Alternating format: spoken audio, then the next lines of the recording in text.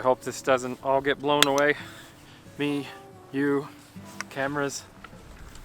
What's up, guys? Welcome to another stupid windy New Mexico, almost springish episode. So about half an hour ago I was really excited because all of these clouds, it's super windy, and when it's super windy out here with mountains, there's a good chance you get lenticulars.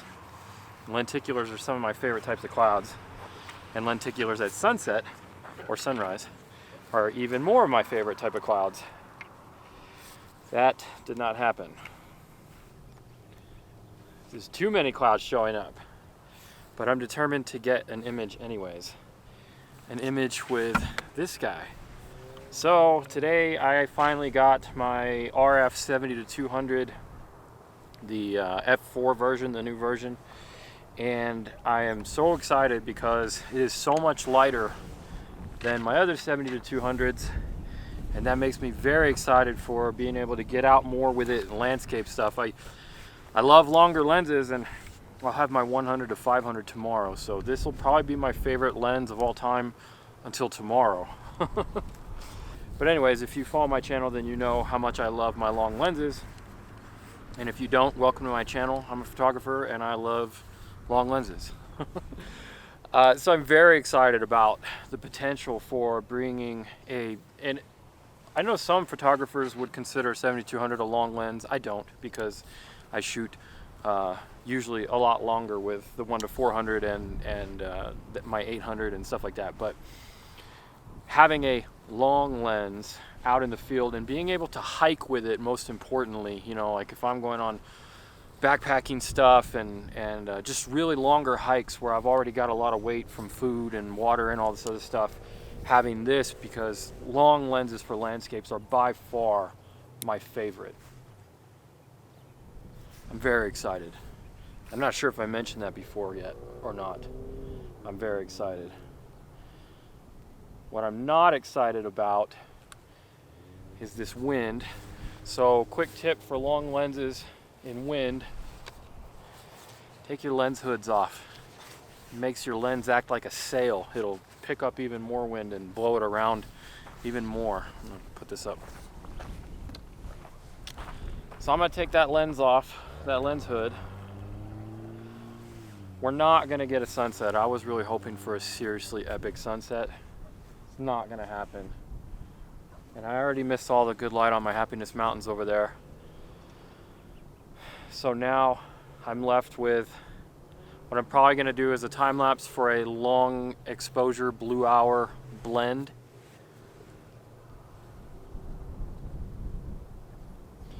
I've only taken 3 images. There goes the wind again. I've only taken 3 images with this lens so far, and that was at my house with my cat.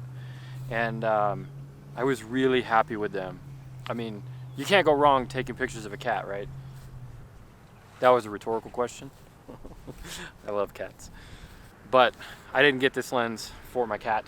I got it for landscape stuff. So let's see if we can make some sort of image. I'm thinking what I'm gonna go for is, I really like the lights on the college. There's a college campus over there in the mountains, and it looks really good lit up. It's a really cool looking campus with a nice ridge line and stuff. But the roads aren't as direct. The roads are really direct here, and we've got 2 peaks behind me that if I can frame it right, let's see. All right, so here's what we're looking at with a crop, obviously for 16:9 because I'm filming, but I'm kind of liking you can see, we can see right there's the college and the mountains behind it. If we back out a little bit, we can see this road right here in the center. That might be our only chance of getting anything lit up in this direction. But then if I come over here,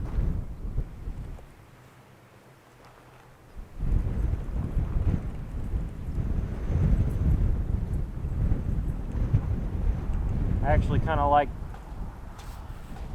think I actually kind of like that a little bit better.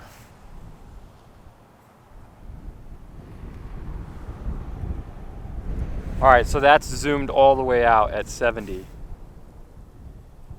So if I leave it right there, we've got the road in the third of the frame there. I kind of like, if I bring it back this way a little bit, then we'll have the road on this third, and then we'll have this little double mountain peak closer to the right third, the camera right third. And that might make for a slightly more interesting composition. And then if I just bring it up a little bit to get those few ugly houses in the front down there out of the way, that might actually... All right, so I like this composition. I'll probably actually make it a wide shot, 16 by 9. All right, so here's what I'm gonna do. We're getting some nice light there. If I take my strap off, I'm gonna do a time lapse.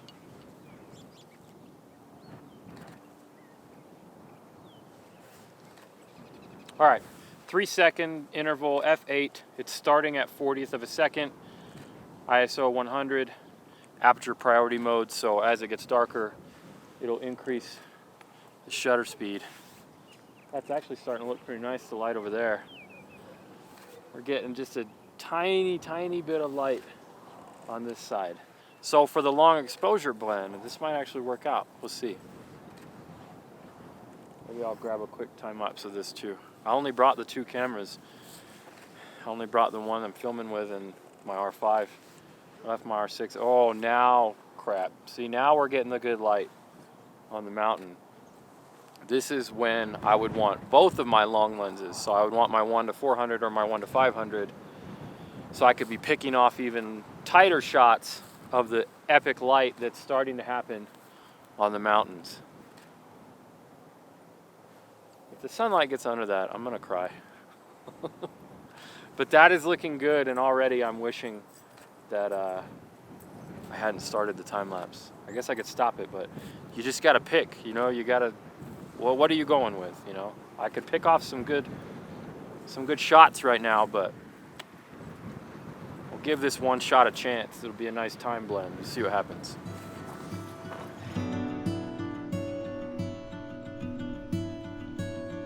All right, I might do something really stupid and something that I would generally be ill-advised, or I would generally not recommend, like when I'm on my workshops and stuff.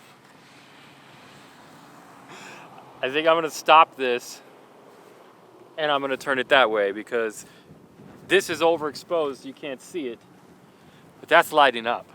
And that original composition I had might be better than this. That's also lighting up, and I'm kicking myself for only bringing one stills camera right now. Not enough long lenses. So my 400 needs to be pointing at that right now.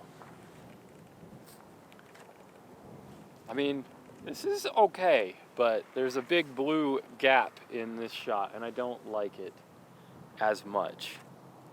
All right. I'm gonna stop. I'm gonna be stupid. I'm gonna stop it.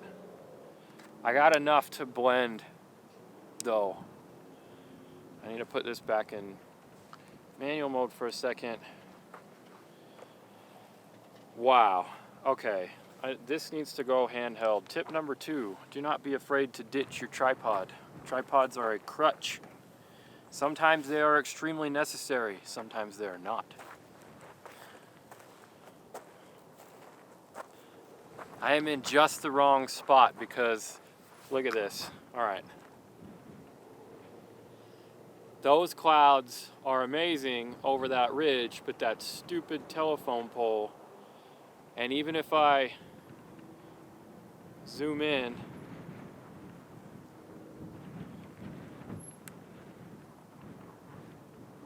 that telephone pole's in the way. That is a shame, because that is the coolest looking part of the cloud. All right, enough. Let's see if I can get this behind me. Oh, that's looking nice.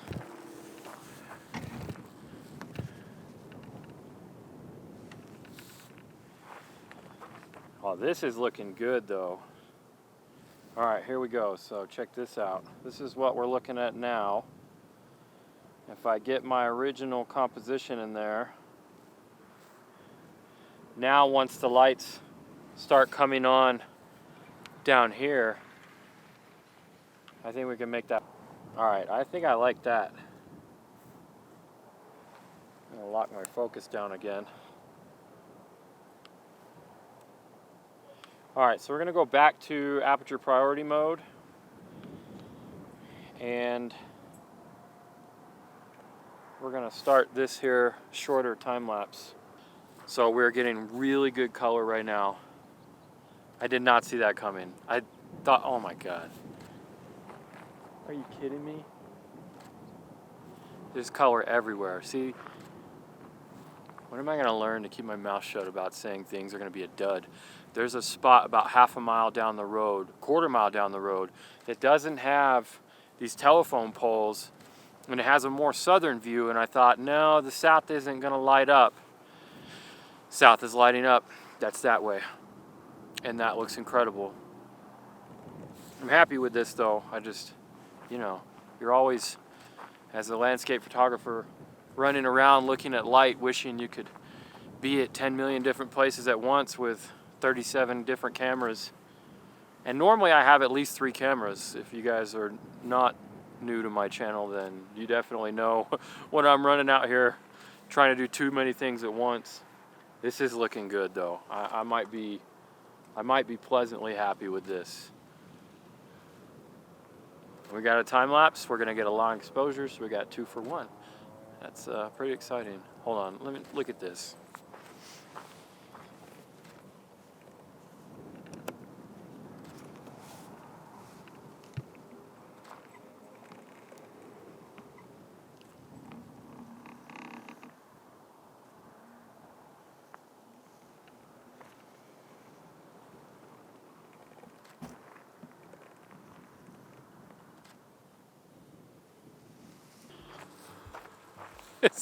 Is that ridiculous or what? I'm a little off level there. Sorry, I'm not on a video tripod head. Oh my God, every direction. And I didn't bring my drone. I thought it was gonna be too windy. It's not nearly as windy as I thought it was gonna be, or as it was earlier. Putting a drone up right now would have been very helpful. Focus, new lens, good sunset, long exposure, time lapse, happy. I'm happy with what I have, happy with what I have, happy with what I have. Okay, I'm gonna cut it here and let that time lapse finish. See you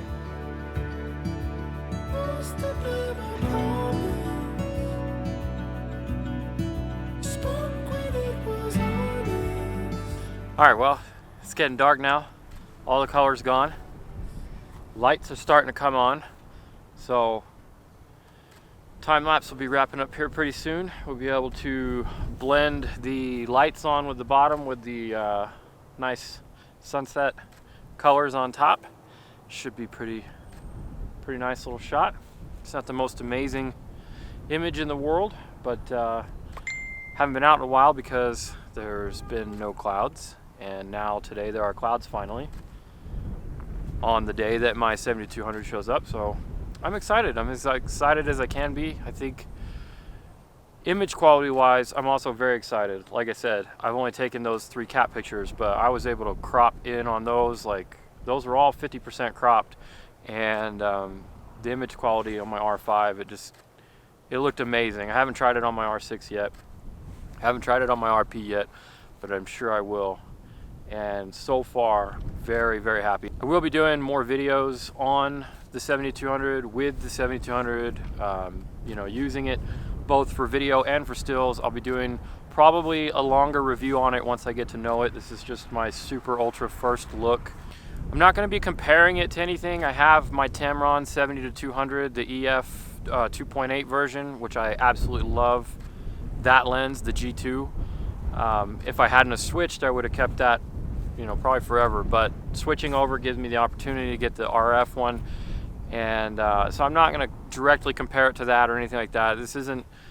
I'm not a scientific channel. I'm a real working professional photographer, and anything that I review is going to be things that I use, and it's going to be me using them. It's not going to be test charts. It's not going to be, you know, studio stuff. It's going to be out here like this, using it. So if you like this kind of stuff, you should subscribe to the channel. If you have any questions about this lens specifically, or anything that I did really in the video that you want to know, leave those in the comments below, and I'll definitely answer it. And if you made it this far, then you should definitely hit that like button for me, because that really helps me out. It's the best thing you can do for my channel, and I really love it. I appreciate it. And that's it. It's tea time, it's dinner time. Here's the stuff I got. I'll see you in the next one.